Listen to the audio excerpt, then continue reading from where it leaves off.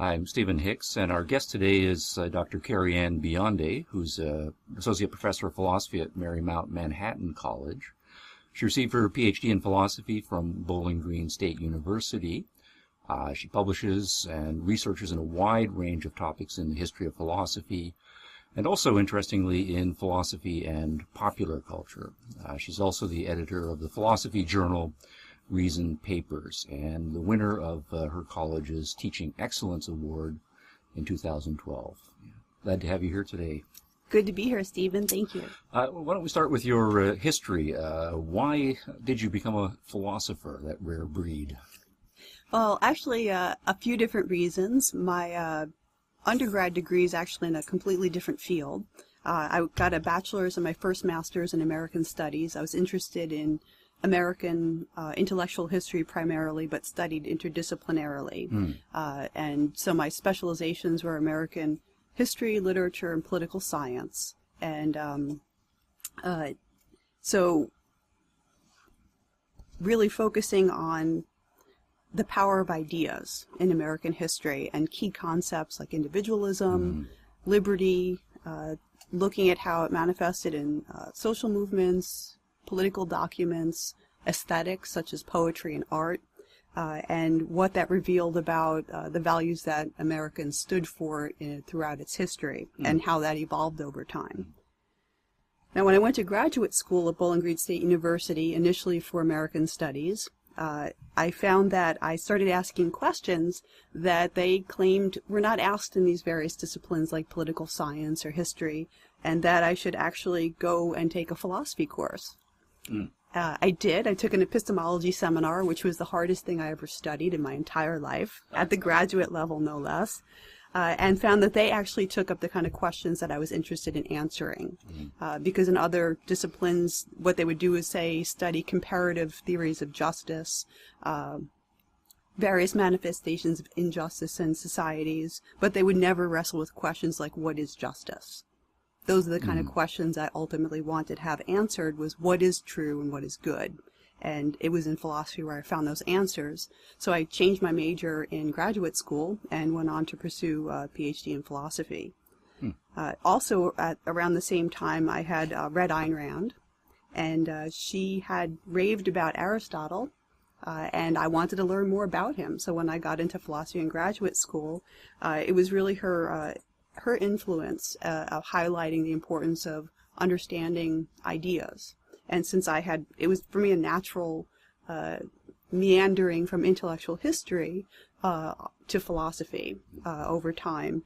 And I actually am primarily an Aristotle scholar. Half of my publications are on Aristotle. So that was, and she was the one who really motivated me to pursue that as my primary field in graduate school. That's quite a wide intellectual range, starting from American studies, right, within which the concept of liberalism and liberty are fundamental, all the way to very abstract philosophical issues in epistemology, and then going way back to the Greeks, Aristotle especially. Do you think that there's a necessary connection between those two? I mean, you've said yes, but why do you think that all of these abstract philosophical issues are relevant to more applied practical issues about the kind of society we should have? Well, in order to make good choices every day of our lives, we need to make them out of carefully considered, principled decisions.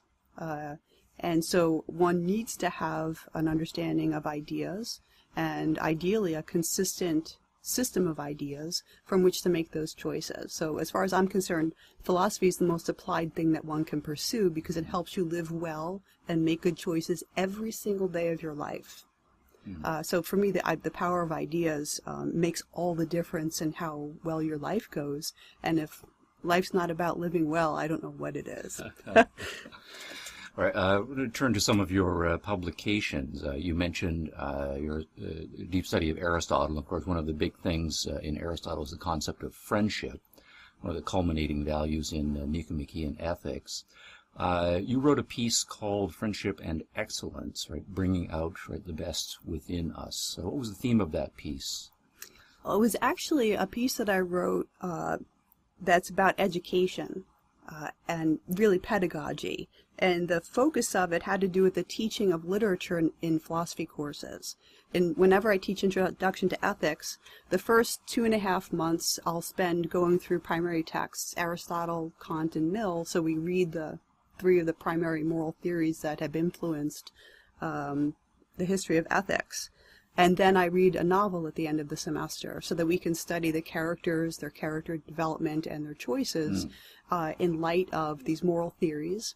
And that serves as sort of a bridge between seeing how philosophical ideas can be concretized and this reflecting on the students' choices in their own lives. So that particular article had to do with looking at something that matters to students very deeply. And for me, it's so important to meet students where they're at and what matters in their lives. And to them, they've made a big shift from high school to college.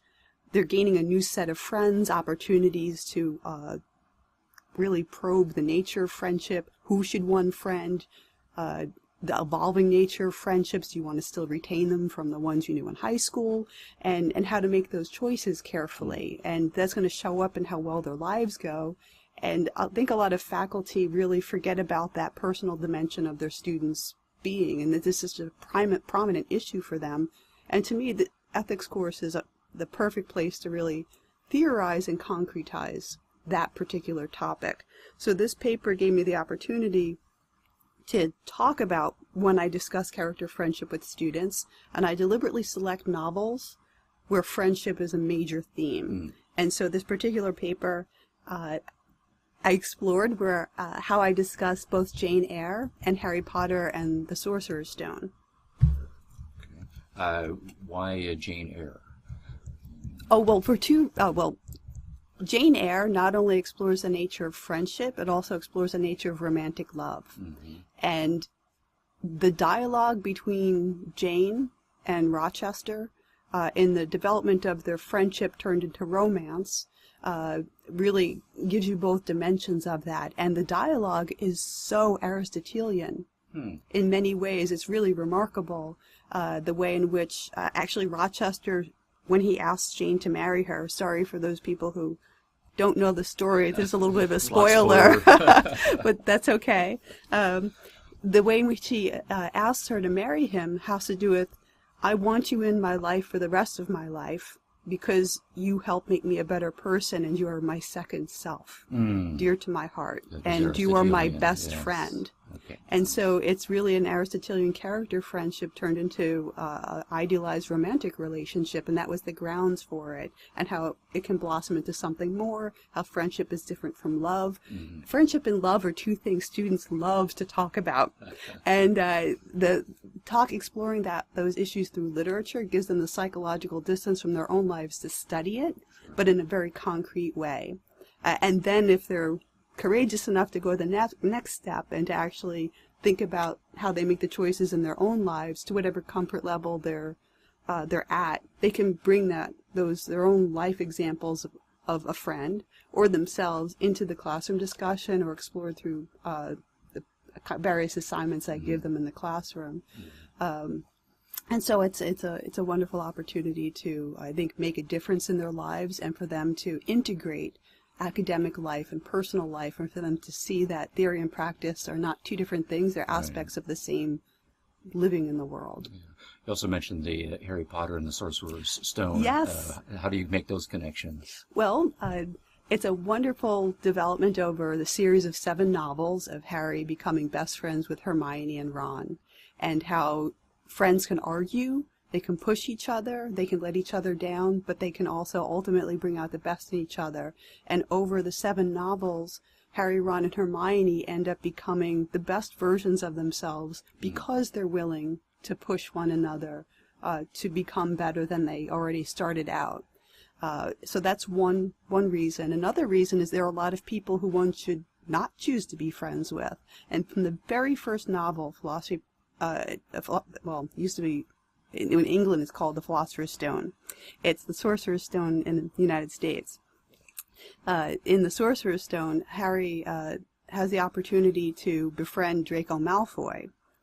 And when Draco Malfoy holds out his hand, Harry refuses to take it because he's already seen signs of bullying in Draco. And when he refuses to take it, he stares icily at Draco and says, no, thank you. I think I can tell the right sorts of people myself. And so the very first novel, we see Harry already able to discern for himself between who is a good person to hang out with and who not. And that it matters very much the company that one keeps.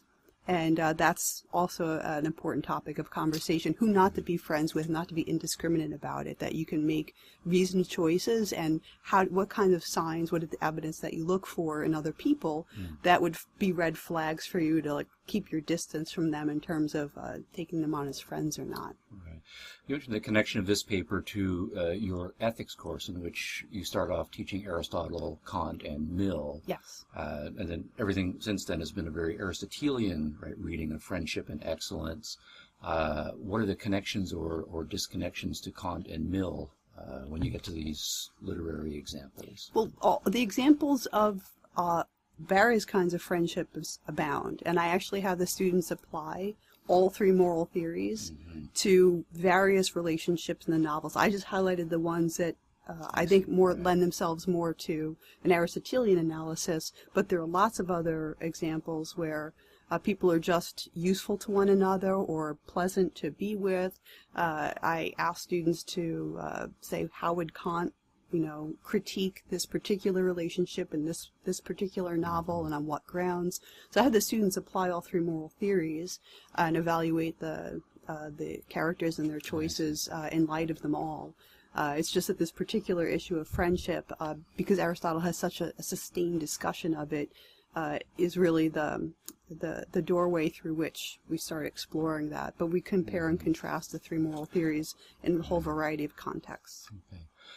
Following up on the Harry Potter theme, one of the things you've done in your career is write on philosophy and popular culture. And of course, philosophy has a reputation for being abstract and distant from popular culture, and pop culture sometimes is wild and crazy and so forth. But what has drawn you to devote significant time to making the connections between philosophy and popular culture, and writing on Harry Potter rather than other important cultural figures? Okay, well, my experience with the pop culture and philosophy has swirled thus far on a few popular culture phenomena. Harry Potter is the one I've immersed myself in most, but I've also written pieces on Sherlock Holmes, Steve Jobs, and now Mike Rowe. So there are a wide variety of phenomena, and for me, what's drawn me has to do with the power of the exemplar through fiction. And for me, heroism in literature, I teach a course on heroism. So heroism in literature has always been the big draw for me. Who are my literary heroes? And in terms of popular culture, whether it's films, television shows, characters, personalities, the ones I've picked out to write about are people who have inspired me. So my avenue into pop culture phenomena, the ones I'm interested in studying, although there are many different people and phenomena one could study, really centers around who have I identified as heroes to me, what about them inspires me, and that's really the central topic that cuts across the various pop culture issues I've studied. Okay. In addition to your teaching, which you put a lot of effort into in your publications, which are wide-ranging, you're also the co-editor of Reason Papers. How did that come about, and why do you think it's important to invest, so to speak, a significant amount of time in the editorship of that journal? Well, let me answer first your question, how did it come about? When I was in graduate school at Bowling Green State University, my dissertation chair, Fred Miller, was also the executive director of the Social Philosophy and Policy Center that his colleague, Ellen Paul, was the editor-in-chief of. Because I had a strong writing background coming out of American Studies, where one of my areas was literature, I had written a lot, they thought I was a good writer, maybe I could work as a copy editor for the journal Social Philosophy and Policy that the Policy Center published. So they trained me in the mid-90s, and I worked as a copy editor for them for almost a decade while I was working on my graduate degrees there. And so I had all this editing background. We also co-published some books with Transaction Press, so I'd done both journal editing and book editing. And people in the field of philosophy knew that about me because many of them had visited, like yourself, the Social Philosophy and Policy Center over the years. So some fast forward to the 2000s. The journal's previous editor, Ian Scoble, who took it over from the founding editor, Tibor Machan, knew that I had editing experience, and he was looking to take on managing editors. And so almost a decade ago now, he asked if he would still be editor-in-chief, but he needed managing editors who knew all the nitty-gritty about manuscript typesetting and proofreading and such, and I could do that. So me and Irfan Khawaja, he took on as co-managing editors. And at a certain point in time, Ian had lots of other things he wanted to do and didn't really have time anymore to be editor-in-chief, so he turned it over to Irfan and I in 2011 because he saw how well we had helped edit the journal. So that's how I got into it because of my editing background. Now, in terms of what Reason Paper stands for, I think that best comes out in the subtitle of the journal. It's a Journal of Interdisciplinary Normative Studies. Let me say a couple words about interdisciplinary and normative. Interdisciplinary, my background's interdisciplinary. I've studied history, literature, political science, aesthetics, science, mathematics, philosophy. And so I thought that I was very well situated in terms of the range of disciplines I'd been trained in and could serve as a content editor for. And that knowing how to integrate disciplines to not compartmentalize human knowledge and understanding is a very important thing to stand for, because so many journals in philosophy hyper-specialize, very few of them integrate and look at the whole person and take a theoretical system and apply it across a wide range of phenomena. So that's something I think is important that the journal stands for. The other thing is normative. For me, all philosophy is really applied philosophy. It's about living well, and having a journal devoted to being explicitly normative, unapologetically, looking at normativity in all of its applied dimensions is also something I think is distinctive. So I think it's an important journal and mission to carry forward, and that I'm someone whose background in both editing and a wide range of studies makes me suitable for propelling this forward. Yeah, very nice. Speak a little more historically. One of the ways in which philosophers learn is by reading the great philosophers right in the past and deciding what they agree and disagree with. So I wanted to ask, in your case, which of the big names in the history of philosophy you've most learned from. So if you could maybe identify the person you've learned the most from and say what that was. There are three who leap out at me far above anybody else: Aristotle, John Locke, and Ayn Rand. Aristotle I've been studying now for almost 15 years, and I'd say the two concepts that have been most engaging for me are, and I'll use the Greek terms first if you don't mind, and then explain what I think is important about them. Ousia, which means being, and eudaimonia, which is flourishing. And the metaphysical and the ethical go hand in hand. And Aristotle's astoundingly complex, richly textured understanding of the natures of beings in the world, and looking at how their being is brought out in relation to other beings in the world, and understanding that you have to stay true to something's nature as part of its good, and to understand it in its own terms is metaphysically so powerful, and I think is something that I've been fascinated by. How does something's nature unfold over the duration of its existence? And when you come to beings who can choose, like us, understanding our own natures in order to learn how to flourish, to achieve the best lives we possibly can for ourselves, and connecting metaphysics and ethics at that deep level is a contribution that Aristotle's made to the history of philosophy that I think is very powerful. And like I said, I got into philosophy in part because Ayn Rand had praised him so highly, and I was attracted to her ideas as well that she had built upon him. And the more I studied Aristotle, the more I realized his views permeate so much of her own that sometimes it's hard to prize the two apart. She's very deeply Aristotelian. Why don't we then jump ahead historically to Rand? Okay. You mentioned autobiographically, you started with Rand, went back to Aristotle, and now Aristotle infuses your understanding of Rand. Yes. But when you were, say, first reading Rand, what were the things about her that stood out for you, and which ones have stood the test of time in your own thinking?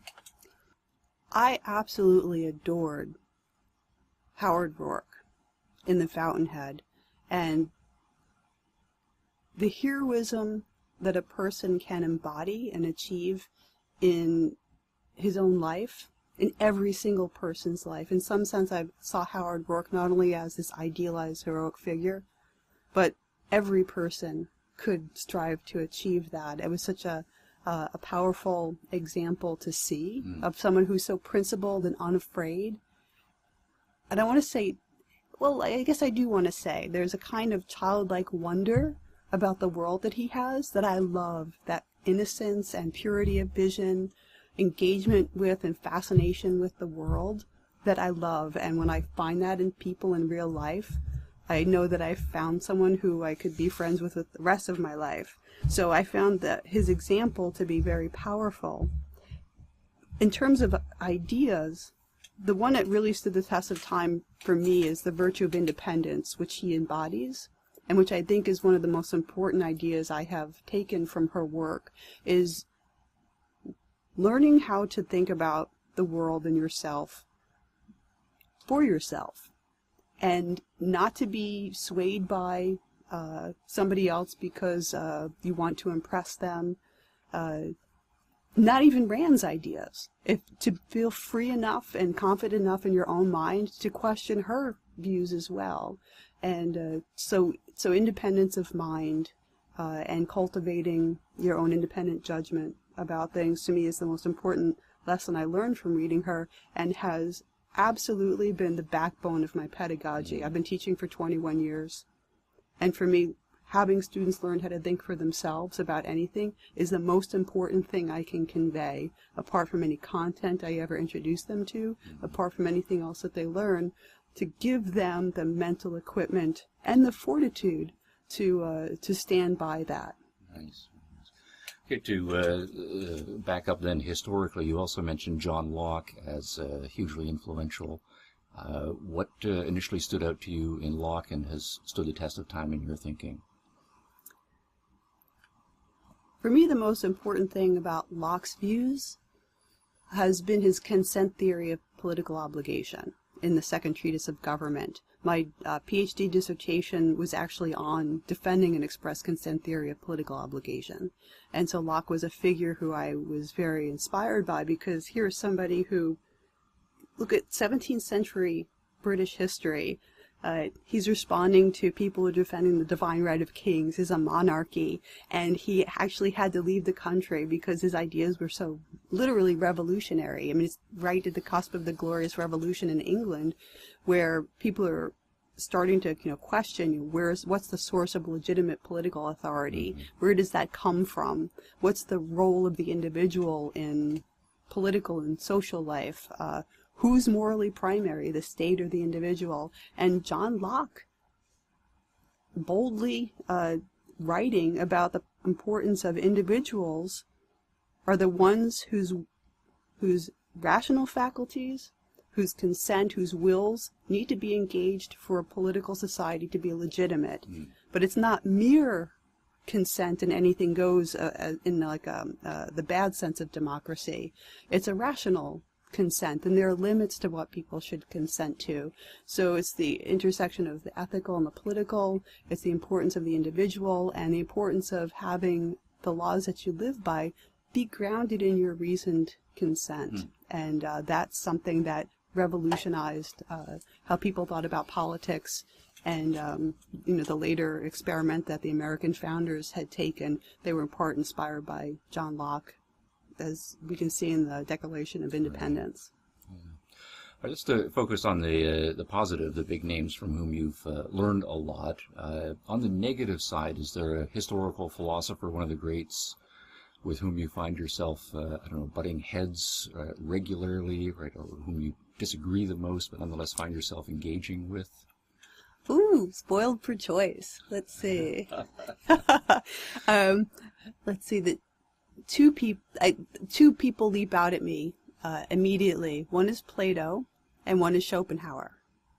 I'd say of the two, Plato is one who I've taught much more frequently, partly because his dialogues are so darn engaging.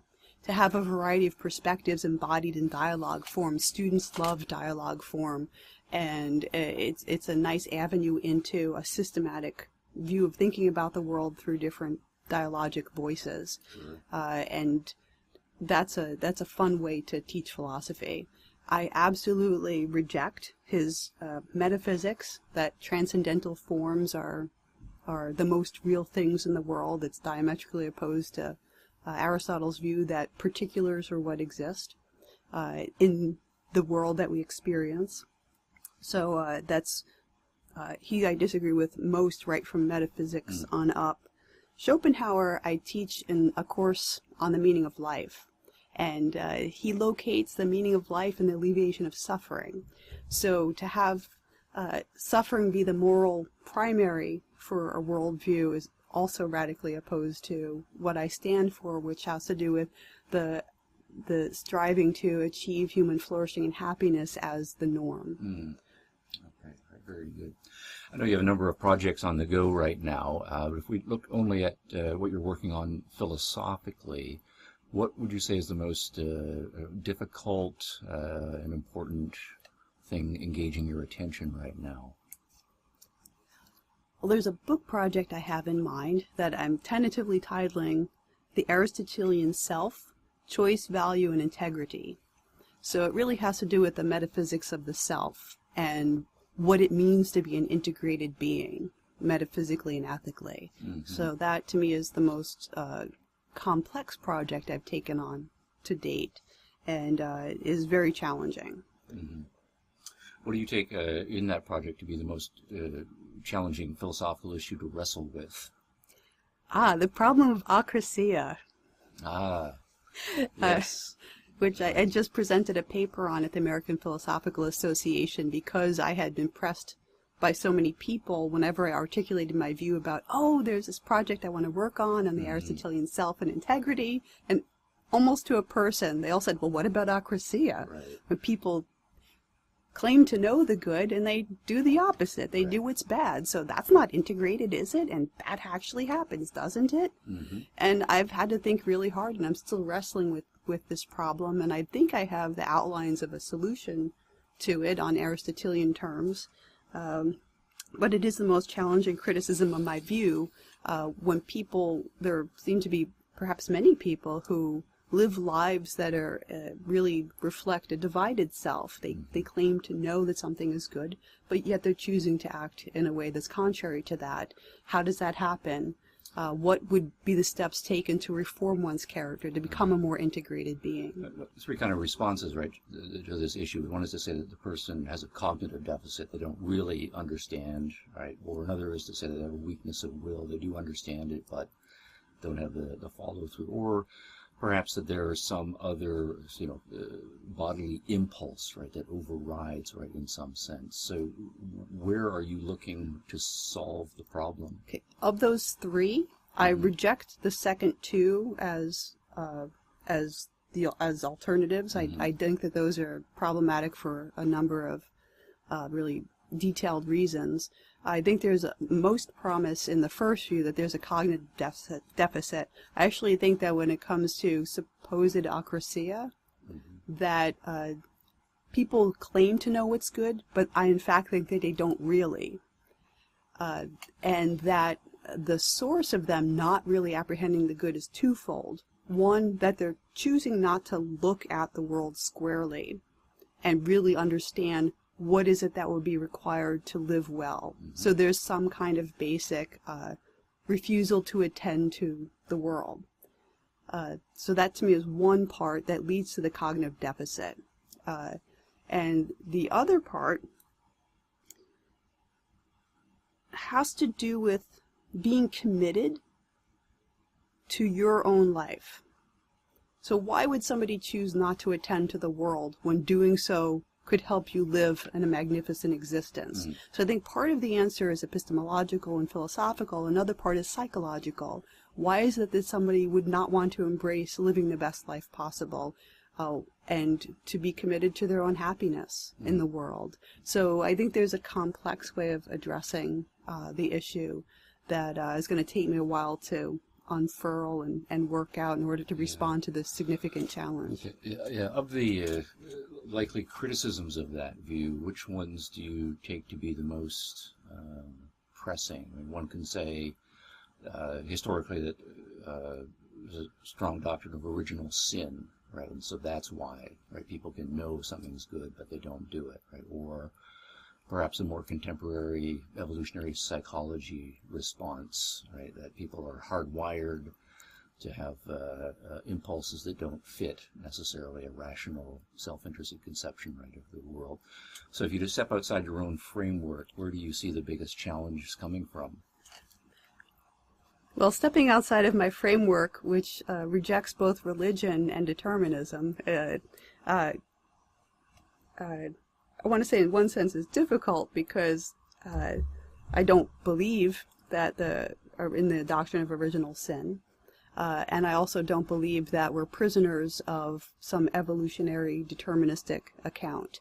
But that's not to deny that people are influenced by their embodiedness. I mean, we have to take seriously our embodiedness, but I think that there are arguments to be made that we are able to step back and reflect on the impulses that we might have, the tendencies that we've adapted from people we were raised by or influenced by, and to take pause and to think about, should I act on that? Is that belief true? I might feel this way, but what does that mean? So who cares about the story of how that feeling got there? Should I act on it?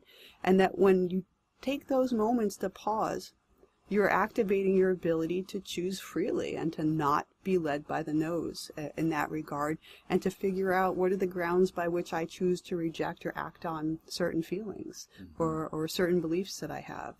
So it's not that I want to dismiss the challenges, but I do think that there are ways of handling both of them. And the religious one is I suppose, a bit more complicated. It depends on which audience you're engaging with, whether or not they're going to be open to discussing, why should anybody think that there's a deity that exists and that has a certain nature and that has created human beings in a certain way. But if they're even willing to engage in that story of discussing the pros and cons of theism, even take them on their own terms of, okay, so even if you were created in this way, I'm just going to swing on over to the evolutionary account and say, all right, so you have these desires. What are you going to do about it? Or do they have control over you, or can you step back and make choices about them? And so you're always going to bear the moral burden of being able to reflect on who you are and your nature and make choices in light of that. Ask you to survey the contemporary intellectual, cultural landscape. Probably a completely unfair, right, type of question, but thinking of your views in the context of contemporary culture, you're a strong advocate of a kind of an Aristotelian eudaimonism, from self-realization. People are individuals. They have a powerful rational capacity, right, that enables them to be self-responsible, right, in their lives. And then part and parcel of that for you is the idea of having a free society, right, within which rational individuals can pursue their conception of the good life. Yes. How powerful do you think that set of views still is in contemporary intellectual culture, and perhaps more broadly in American culture? I know in American culture and studying it is where you started. Those are great questions. With respect to intellectual culture, I'd say it's by far the minority perspective. If I were to generalize, I'd say well over 90% of intellectuals, particularly in philosophy departments, are deeply influenced by various thinkers from Marx through John Rawls. And so they have more deterministic views about people. They have more socialized views about the material resources at hand and what should be done with them to achieve what are regarded as materially good ways to live. So by far, the intellectual landscape is really welfare liberal. And so the views that I hold are a small minority. And even among people who are more pro-liberty, most of them are libertarian broadly, and they have come from various moral perspectives. Many of them are not Aristotelian or objectivist, and so the view that I hold is even a minority among liberty defenders. You've mentioned you've been teaching for 20-some years now. Yes. Would you say there's been a shift at all over the course of that 20 years? In intellectual life or on the student side? Intellectual culture. I have found intellectual culture actually to get much more restrictive in terms of freedom of speech. I think that the colleges have become both more oppressive in terms of their monitoring of language, what is politically correct to say. I mean, the PC wars really started in the 80s when I was an undergrad, but they've actually gotten worse. And I think in the past few years, and became very heightened this last year when, with issues of policing and race came to the forefront, I've seen a sharp increase in the last maybe 4 or 5 years of student radicalism on campuses. When it comes to issues of race, when it comes to issues of student debt. So there are actual been lots of marches and protests, and perhaps part of this is because I'm in New York City, is where I teach, and the campuses there are often quite radicalized, more than in many other places in the country.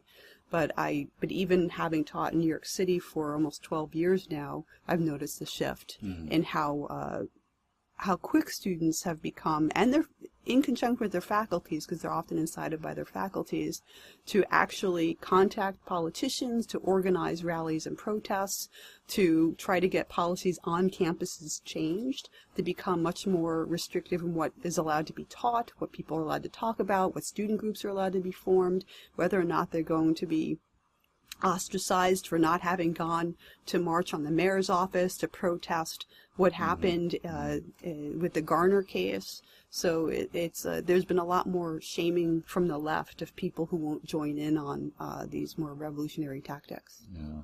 So academic and intellectual culture is a microcosm of the broader culture. Is it positively correlated with that broader culture's shifts, or do you think the broader American culture is still more self-responsibility, individualism, and in tune with your views?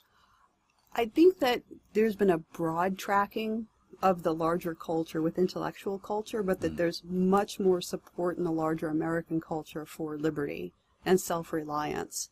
And I'm heartened by the response of, actually this is part of my fascination with popular culture, I'm heartened by my response on the part of American people at large to very liberty-oriented popular culture phenomena. For example, I mean, arguably one of the more libertarian or liberty-friendly science fiction series that's been on television in the last 10, 15 years is Firefly. Massive fan base, wildly popular, and so many people have fought so hard to try to get it to come back on the air, and that's very heartening to me when I go to various pop culture conventions and see massive Firefly exhibits and all kinds of things being sold and people signing petitions and just generally showing their support because they identify with and are inspired by these freedom-loving characters who were very libertarian in many ways. And also the topic of the talk I'm giving today here at Rockford University on Mike Rowe, who, he's the guy who, was made popular by the show Dirty Jobs and Somebody's Got to Do It. And he has millions of fans who respond to his depiction of everyday heroes who love their lives, who are devoted to flourishing in the world, who are willing to be self-reliant and work hard, entrepreneurial, and people are responding to him in massive numbers. So to me, that shows a disconnection between intellectual life, where that's really downplayed and actually satirized as being pathetic. But I think that American culture broadly really embraces that old-fashioned American self-reliance and individualism, and if you want to do well in the world, take responsibility for your own life. So I think that there's hope because the American public generally still resonates with that sufficiently, and it's a matter of how to really reach out to that enthusiasm for old-fashioned American self-reliance values and individualism, and perhaps turning the tide of politics back a bit. Okay. Maybe a final question on that how-to issue. You're a philosopher, right, by training and profession, and if part of your mission is the critical importance of philosophy, both theoretical and applied, to people's lives individually, and creating the kind of culture that's hospitable to human flourishing, what do you see as the most important lever, right, or avenue or approach for doing so? Is it through teaching? Is it through publications? Is it through popular culture outreach? What do you think the most important practical steps to getting that philosophy out is?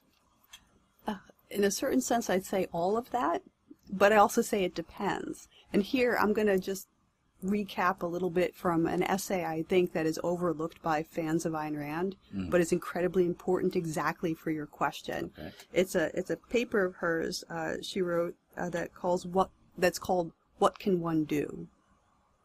And her basic answer is, well, basically get educated. Everybody has a mind. Every single person can choose to think about who they are, what's good, and to start to think about various issues that matter to them. But everyone has different interests and different levels of ability and different talents. And so there's no one answer apart from educate yourself and speak up and act in your everyday lives and the pursuits that matter to you in ways that show integrity with the answers that you reach when you educate yourself about the human good. For me, I never really thought of myself as a philosopher. I've been wanting to teach since I was 5 years old. And so for me, teaching is my route.